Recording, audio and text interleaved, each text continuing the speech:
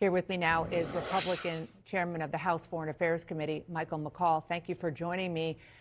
You have been to this region many times. Have you spoken with anybody there about the attack? What can you tell us?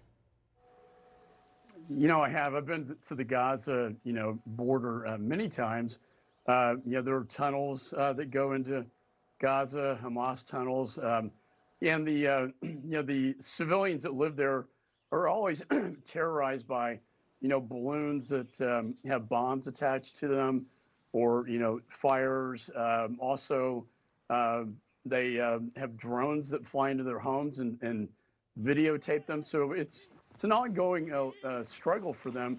And sadly, I just got a text from this beautiful woman who toured us around the kibbutz in Gaza. Miss Aza is her name, and her parents were killed yesterday in this massacre. So it's real. It's such a tragedy to hear about this. As the secretary said, this is not about armies going to war against each other. It's really an act of terrorism, an invasion of Israel with terrorists kidnapping children, killing people indiscriminately. And unfortunately, this is going to be a long, drawn-out struggle because they're going to have to go house to house in Gaza, clearing the houses. They can't just indiscriminately bomb, the homes and the buildings in Gaza. Yeah, no question about that. And given what you just said, how worried are you that this is going to become a full-blown war, not just in this area, in Gaza and Israel, but in the broader Middle East? In fact, other nations like Hezbollah or even the Taliban might get involved. Well, and I've seen indications that the Taliban wants to come to liberate Jerusalem, in their words, to fight the Zionists. It's very concerning. And, Hezbollah to the north, they have 100,000 rockets in Lebanon. And so we don't want this to escalate, obviously. I think that's why the diplomacy is very important right now between Egypt, Jordan, surrounding nations, even talking to the Saudis and Arab nations to try to bring this to an end, because we don't want to see it escalate. We do know that Iran is behind this. They have financed this every step of the way, and they've trained these terrorists. This must have been planned for months to strike on the 50th anniversary of Yom Kippur, the war in 1973.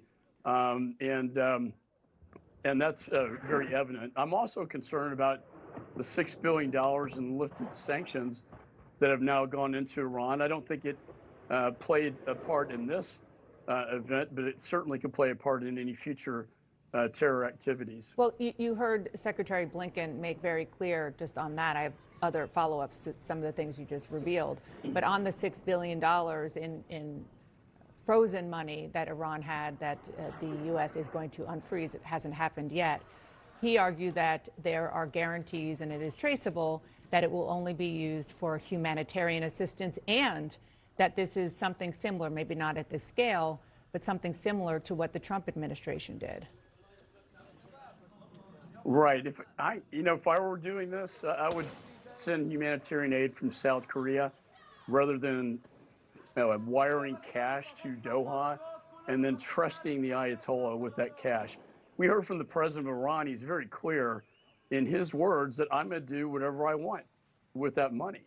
I believe his words.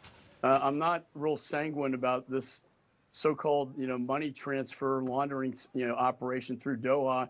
The fidelity of that seems to be a little uncertain. The JCPOA was $500 million, and this is $6 billion in exchange for 5 hostages. That's about $1 billion per blue passport. Yeah. I'm worried about that kind of money in the hands of the largest terror sponsor in the world. Yeah, and just to reiterate what the Secretary of State said, that there's a lot of misinformation out there about this money. What you said about the Taliban, sir, what information do you have that the Taliban is actually planning to get involved and planning an attack of their own when it comes to Israel? Well, my hope is that they can't make it to Jerusalem, but we've seen through their postings that the intent and the desire is there. If we have a call for jihadism in Jerusalem. That's what really concerns me. I think, as it stands right now, the Israeli military capability far outweighs Hamas, and they can take care of this problem, but it will take time to go house to house. But if this lights up into a larger sort of war on jihad, or jihadist war against the Zionist, if you will, that's what always keeps everybody up at night. I don't want to see it escalate to that point.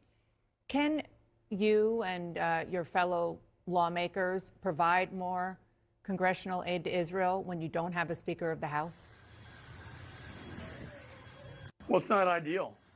It wasn't my idea to oust the Speaker. I thought it was dangerous. I look at the world and all the threats that are out there, and what kind of message are we sending to our adversaries when we can't govern, when we're dysfunctional, when we don't even have a Speaker of the House?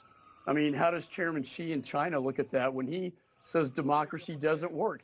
How does the Ayatollah look at this, knowing that we cannot function properly? And I think it sends a terrible message. Now, with respect to funding, we have appropriated $3.3 billion in foreign military financing that is available to the president through a drawdown.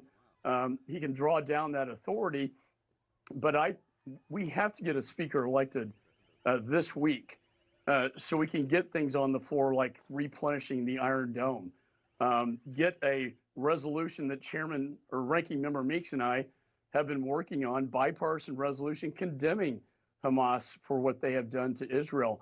We want to get that on the floor by unanimous consent, whether or not we have a speaker in place, because I think we cannot wait. We have to get that message out as soon as possible.